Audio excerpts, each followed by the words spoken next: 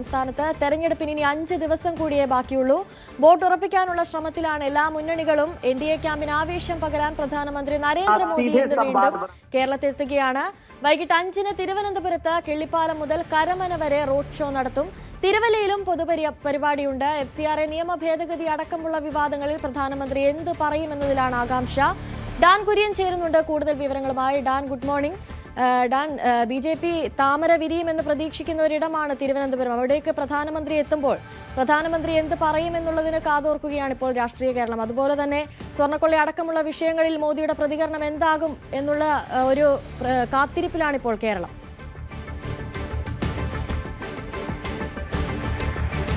വലിയ ആവേശത്തിലാണ് തെക്കൻ കേരളത്തിലെ BJP പ്രവർത്തകർ, NDA ക്യാമ്പ്. കാരണം പ്രധാനമന്ത്രി ഒരിക്കൽ കൂടി സ്ഥാനാർത്ഥികൾക്ക് വോട്ട് തേടിക്കൊണ്ടെത്തുമ്പോൾ അതിന്റെ പ്രതിഫലനം തിരുവനന്തപുരത്ത്, പ്രത്യേകിച്ച് നേമത്തും അതോടൊപ്പം കഴക്കൂട്ടത്തും വട്ടിയൂർക്കാവിലുമൊക്കെ ഉണ്ടാകുമെന്നൊരു വിലയിരുത്തൽ BJP കേന്ദ്രങ്ങൾക്കുണ്ട്. 2:30യോടെയായിരിക്കും അദ്ദേഹം പ്രത്യേക വിമാനത്തിൽ തിരുവനന്തപുരത്ത് എത്തുക. അവിടെ നിന്ന് ഹെലികോപ്റ്റർ മാർഗം പെരുന്ന NSS കോളേജ് ഗ്രൌണ്ടിലെത്തുകയും അവിടെ നിന്ന് അദ്ദേഹം റോഡ് മാർഗം തിരുവല്ലയിലെ പൊതുപരിപാടിയിൽ പങ്കെടുക്കുകയുമാണ് ആദ്യം ചെയ്യുക. അവിടെ നിന്ന് ഏതാണ്ട് 5 മണിയോടെ തിരികെ തിരുവനന്തപുരത്തേക്ക് എത്തുന്ന തരത്തിലാണ് ക്രമീകരണങ്ങൾ. ഇവിടെ നിന്ന് 5:40-നായിരിക്കും കിള്ളിപ്പാലത്ത് നിന്ന് കരമന വരെ നീളുന്ന പ്രധാനമന്ത്രിയുടെ നേതൃത്വത്തിലുള്ള റോഡ് ഷോ നടക്കുക.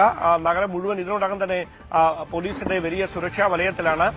ആ മേഖലകളിലേക്ക് വാഹന ഗതാഗതത്തിനടക്കം ഉച്ച കഴിയുമ്പോൾ നിയന്ത്രണം ഏർപ്പെടുത്തിയിട്ടുമുണ്ട്. ഏതാണ്ട് 50,000 പേർ ഈ റോഡ് ഷോയുടെ ഭാഗമായി വിവിധ മണ്ഡലങ്ങളിൽ നിന്ന് പങ്കെടുക്കും എന്നാണ് BJP കേന്ദ്രങ്ങൾ വ്യക്തമാക്കുന്നത്. മറ്റ് പൊതുസമ്മേളനമായി തിരുവനന്തപുരത്ത് ക്രമീകരിച്ചിട്ടില്ല. അതേസമയം പ്രധാനമന്ത്രിക്ക് ഒപ്പം സ്ഥാനാർത്ഥികളും ഉണ്ടാകും എന്ന തരത്തിലുള്ള വിവരങ്ങളാണ് ലഭിക്കുന്നത്. എന്തായാലും വലിയ സുരക്ഷാ വലയത്തിലാണ് പത്തനംതിട്ടയും പ്രത്യേകിച്ച് തിരുവല്ലയും തിരുവനന്തപുരവും.